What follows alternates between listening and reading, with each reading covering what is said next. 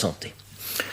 Avec la Fuego, commercialisée dès demain, Renault se lance à nouveau dans l'aventure du coupé. Les dernières initiatives de la régie dans ce domaine n'avaient pas été très concluantes.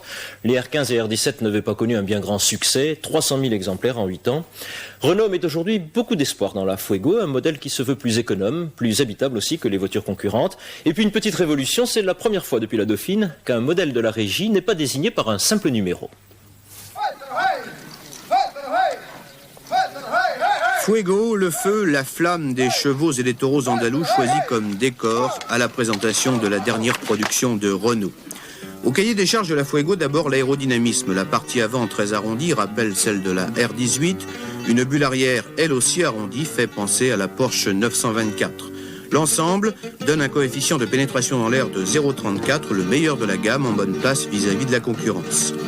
L'habitabilité, un coffre transformable à volonté, 4 places avec, il est vrai, peu de réserve pour les genoux des passagers arrière.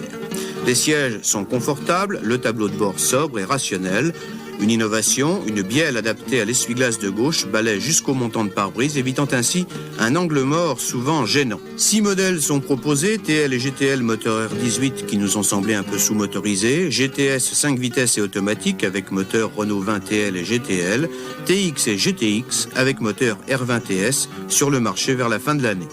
La tenue de route nous est apparue satisfaisante, bénéficiant de l'expérience Renault en ce domaine. Les prix, 39 800 francs pour la TL, très compétitif, 44 500 pour la GTL, 48 500 pour la GTS et 49 800 pour la GTS automatique. Une consommation intéressante entre 8 litres et 8 litres 5 à 120 km/h selon les modèles.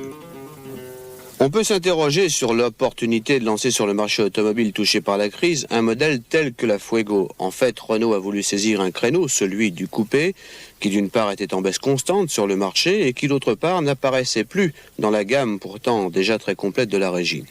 100 000 coupés Fuego vont être construits annuellement, dont la moitié pour l'exportation.